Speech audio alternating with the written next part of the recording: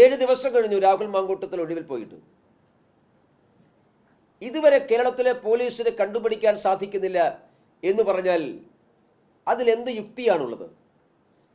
കേരളത്തിലെ പോലീസിനെ കുറിച്ച് നമുക്ക് അത്രയൊന്നും സംശയമൊന്നുമില്ല. ഇതിനേക്കാൾ വലിയ കേസിലെ പ്രതികളെയൊക്കെ അവർ കണ്ടുപിടിച്ചിട്ടുള്ളതാണ്. മണിക്കൂറുകൾ വെച്ച് ട്രേസ് ചെയ്ത് കണ്ടുപിടിച്ചിട്ടുള്ളതാണ്.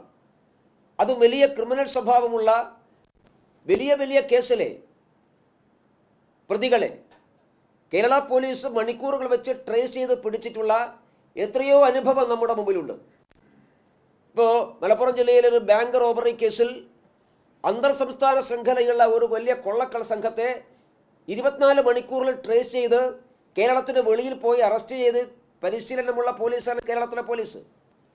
ആ കേരളത്തിലെ പോലീസിന് ഒരു MLA ജനങ്ങൾക്ക് പരിചിതമാകുന്ന കേരളത്തിനകത്തും പുറത്തും വലിയ വിഷ്വൽ ഇമ്പാക്റ്റ് ഉള്ള ഒരു യുവ നേതാവിനെ ട്രേസ് ചെയ്ത് പിടിക്കാൻ സാധിക്കുന്നില്ല എന്ന് കേരളത്തിലെ പോലീസ് നമ്മളോട് പറഞ്ഞാൽ ഞങ്ങൾ ചോദിക്കുന്നത് കേരളത്തിലെ ജനങ്ങൾ അത് വെള്ളം കൂടാതെ വിഴുകണോ?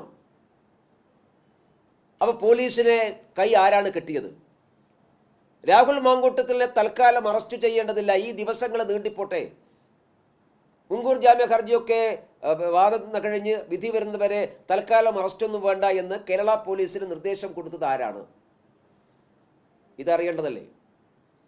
പാലക്കാട് ജില്ലയിൽ നിന്ന് അന്ന് വൈകുന്നേരം മുങ്ങിയിട്ടുള്ള ആള്, ഞാൻ മനസ്സിലാക്കാൻ ഇതിൻ്റെ വാർത്ത വരുന്ന സമയത്ത് അദ്ദേഹം പാലക്കാട് ജില്ലയിലുണ്ടല്ലോ.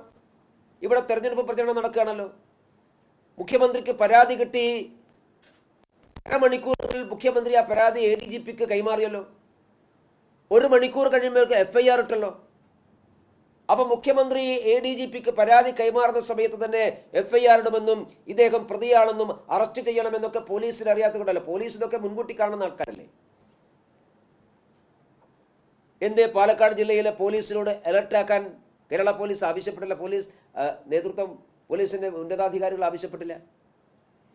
ഇനി നിങ്ങൾ റിപ്പോർട്ട് ചെയ്യുന്നത് ശരിയാണെങ്കിൽ, എനിക്കതിൻ്റെ വസ്തുതകൾ എന്താണെന്ന് അറിയില്ല, മാധ്യമങ്ങൾ റിപ്പോർട്ട് ചെയ്തത് ശരിയാണെങ്കിൽ അദ്ദേഹം ഇവിടുന്ന് വഞ്ചിയൂരിൽ പോയി അവിടെ ഒരു വക്കീലിനെ കണ്ടു എന്നുള്ള സത്യമാണ്.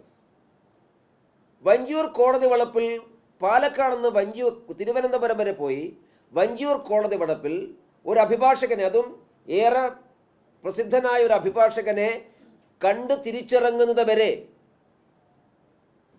ഒരു സ്പെഷ്യൽ ബ്രാഞ്ചും അത് അറിഞ്ഞില്ലേ? ഒരു പോലീസും അത് അറിഞ്ഞില്ലേ? ഞാൻ ചോദിക്കുന്നത് LDF ഗവൺമെൻറ് ആരെയാണ് വിഡ്ഢികളാക്കുന്നത്?